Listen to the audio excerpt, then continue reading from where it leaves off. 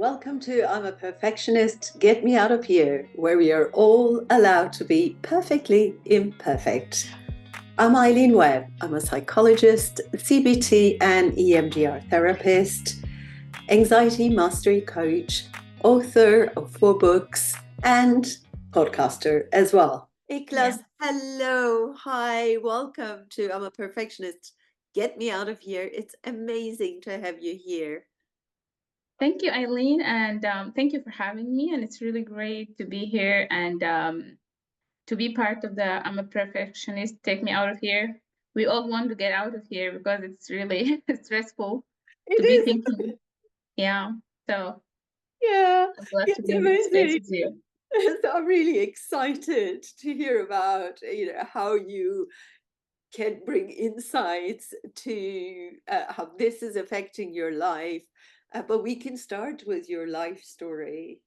Yeah, What's sure. your story? What's your unique story, Ikhlas? My unique story is, if I want to describe it in one word, maybe I can say is resilient. And that is because I am raised by a very strong and resilient woman, my mom, Mm. who has been through a lot of challenges in her life. And I'm originally from Sudan, by the way. So back home, my mom, she's not educated, but she was very intentional about me and my siblings have a better education, have the life that she didn't have. And she has really dedicated her life for that. So she was working day and night, selling tea in the streets of Khartoum, the capital of Sudan, selling coffee and something we call zalabia, which is the donut. It's a Sudanese donut. Um, and then she sells food and all of that. So everything was like so challenging for her. And beside that, she was a cleaner in a school. And she would do those two jobs with all the love, but also comes home and be the mom that we needed. And she had a lot of health challenges. She had to deal with so much in her life, socially, health wise, and all of that. But at the end of the day, when she comes home, she's the mom we need. She gives us the loves we need. She check with us on our like education, how things went, and I think that inspired me because we have been through a lot of bumps in our lives, and I have been seeing my mom staying strong and tall and consistent about working on her one mission in the life, which is raising us with a good education that can give us access to a better life that she didn't have.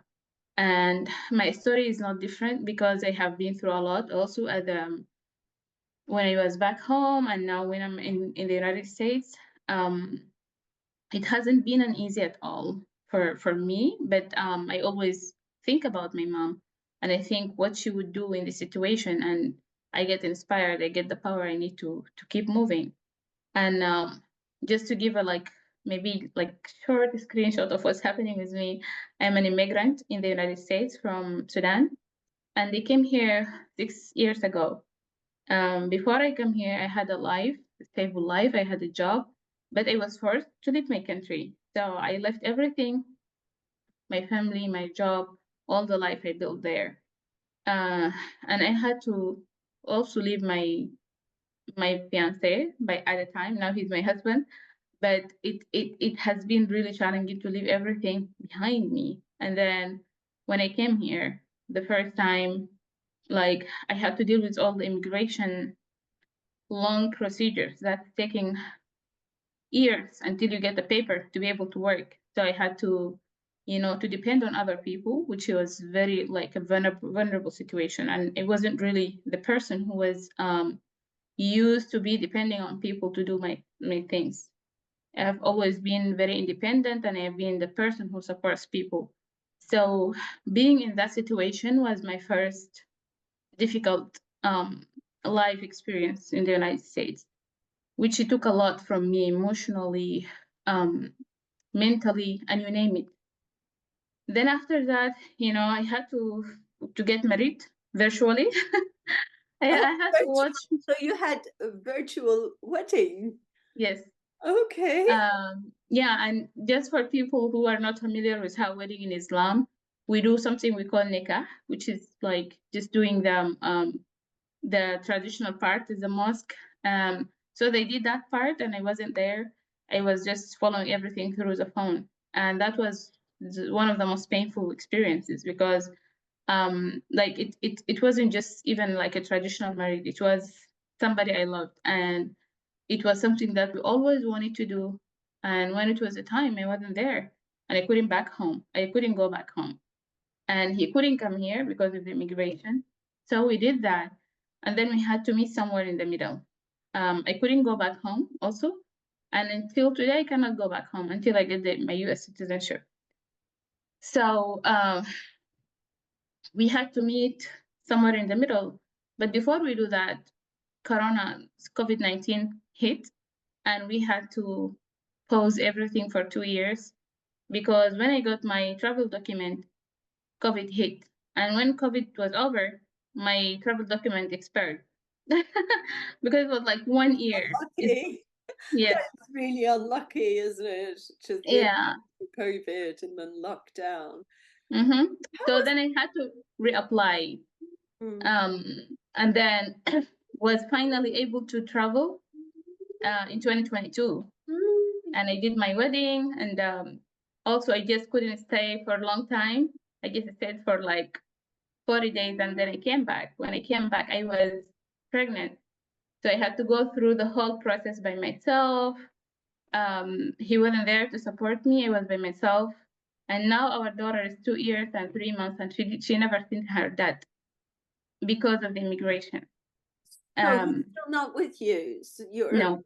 you're bringing up your child by yourself. Yes. So that journey for you, Mm-hmm. you know, we kind of went really quickly, and I really would love to hear what happened for you that you made that decision to leave everything behind Mm-hmm. and move Yeah. to States and everything that comes, the pain and the emotional pain that comes with it. Yeah. So I was actively involved in politics when I was back home, and that has just put my life in danger. And I used to work for a really good organization. I used to work for the UN when I was back home. I didn't need to leave. I didn't want actually to leave.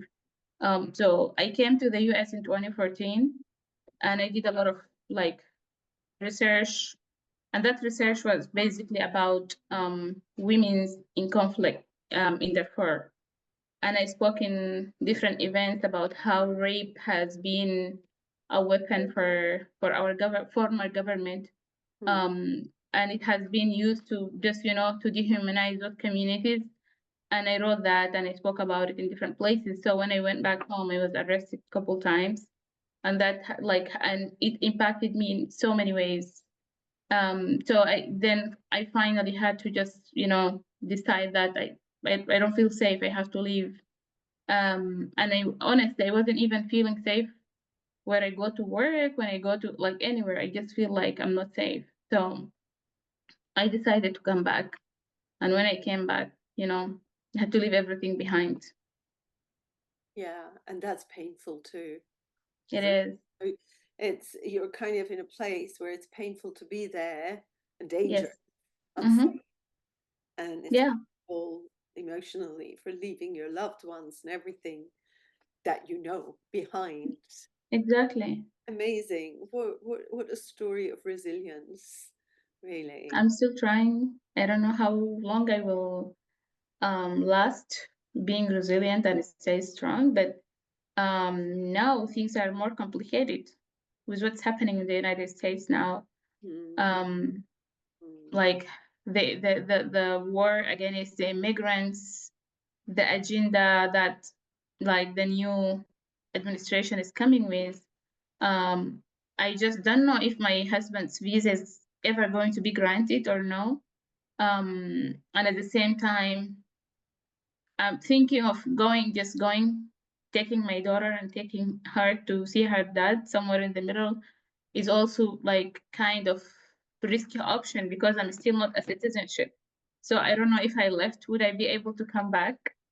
Would I be denied to re-enter the United States? would my husband be able to come here? We don't know. And now at this moment, now I'm dealing with this. I have been dealing with this since, November. So I'm doing my best to stay strong, to stay resilient, and to keep being the example that I would love my daughter to see. But it's just too much.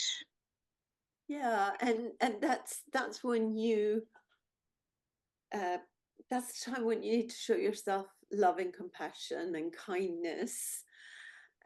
We were talking about I'm a perfectionist, get me out of here, those high expectations from yourself, the shoulds, the musts, Mm-hmm. and letting go of some of those perhaps, Yes. that you are enough and you're doing your best, and that's good enough. Yeah. And Yeah, I need to remind myself with that because these are I can say I have been through a lot, but this is the most like difficult time because I have no control over anything. I usually I know like whenever something happen, I have the answers, I know my moves, I know what to plan, but now I'm not able to do anything, like nothing. yeah, And this feeling of like you're feeling you don't have the power over your own life is taking a lot of my confidence away, and it's taking a lot of like it's just bringing a lot of self-doubt and thinking of so many things that I used to believe in life, and re-questioning a lot of things. So I just need to I know I need to remind myself of all the difficult times I have been through. I need to tell myself I'm worth it, and I'm enough. um yeah, and that and you are something good. unique, you are worthy, you're unique, you're worthy of love, you're worthy of connection, you're worthy of respect, Thank just you. as you are. And I guess that those are the times that are important, that we make your reasons for making, why we make the decisions that we make. What Yes. the, you know, what is the vision? Mm-hmm. Because right now, yes, you have, and for a while you have been stuck in this place of loneliness, bringing up your child, the uncertainty of the future, what's going to happen. On the other hand, looking at your history, it sounds to me that you can also trust yourself, that no matter what happens, you'll be okay, that Yeah. you will find a way and a solution. And at this moment, you're doing it because of the reasons why you think it's the right choice. That's how it's looking from, from where I'm sitting. And amazing that you're going through all of this by yourself. But come and join, I mean it, come and join our community on I Facebook, will. where we can Yeah. you can share this with us, and we can woo you and support you and lift you up, and we can all, where we all support each other in a very, very safe space. So please Thank do. you. Well, I also understand that you are amazing at, public speaking, the storytelling. Would you just tell us a little bit about that? Mm-hmm. What's the one message, one most important message that you want to give to the world? Mm-hmm. Yeah, I asked about the storytelling and all of that. Yes, and I started working on like my public speaking and even um writing a book that's coming soon.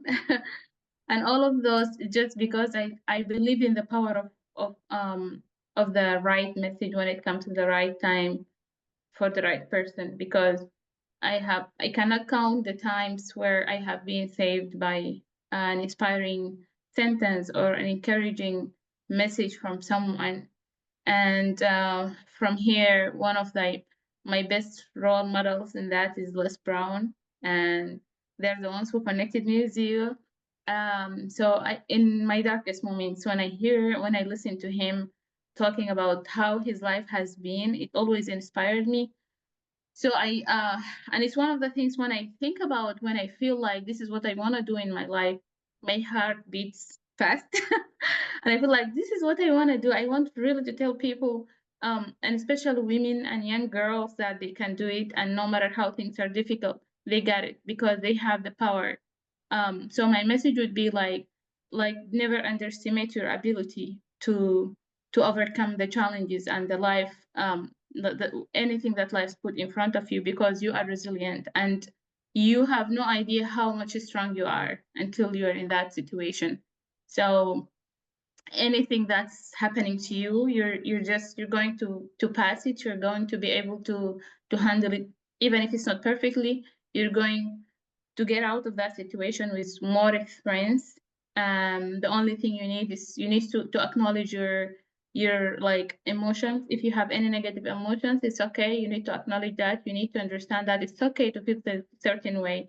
You don't have to be feeling good all the time. But what you do with that feeling is what makes a difference. So always try to take the right action at the right time and acknowledge your feelings. Acknowledge that I whatever negative feeling is happening to me, it's okay. I'm a human being. I'm allowed to be weak. I'm allowed to feel devastated. I'm allowed to feel down, but then I have to take the right action after that.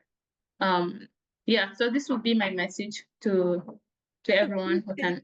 And Yeah, really, resilience is not about bad things not happening to us. It's about how we handle exactly. in times of adversity, right? Yeah, yeah, So it's really just believing in yourself. Your message is amazing. Believe in yourself. The only way is through, and mm-hmm, you can exactly. get yourself Mm-hmm. through it. Yeah, it's And yeah. And especially for us women, I believe that we have a superpower with like resilience is our superpower. As mothers, as daughters, as wives, as working women, we always find our way out. And just looking at all the examples in the history, I just know that women, they got it. And that's why I have found the CR Talk podcast, where I host a lot. I don't know if you saw it, but I host a lot of women from different backgrounds. They come and they speak about their experience, life experience, and how they have been strong and resilient. And every woman who joins me, they just speak about their experience in so many ways, and it's just inspiring to see that. So women are like especially mothers, they're my superheroes. Exactly, superpower. Yes, And yes. we all have superpowers, and we just need to kind of realize. Mm-hmm. There is also one more thing. Sometimes I really like to remember the DNA of the women that were in my family.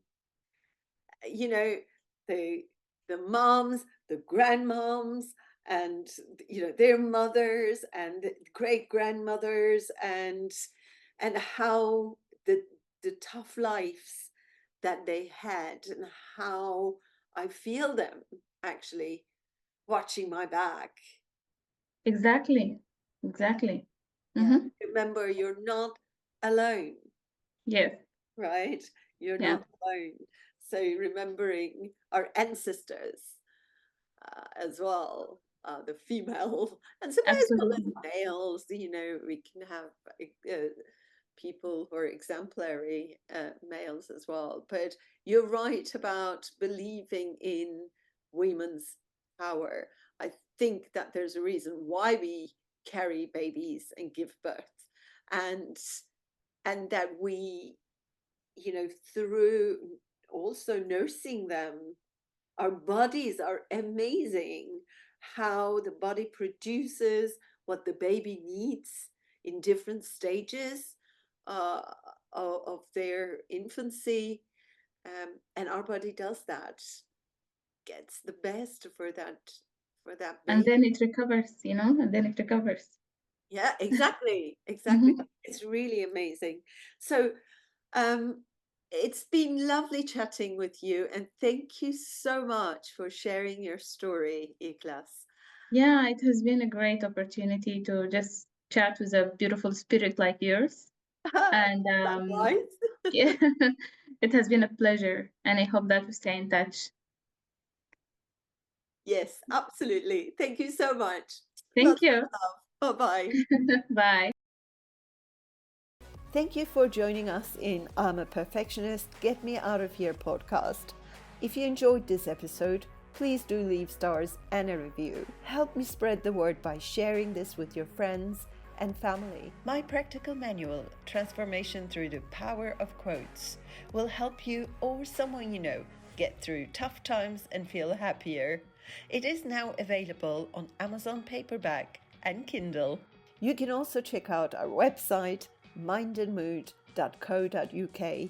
Thank you again, and remember, imperfect action is better than perfect inaction.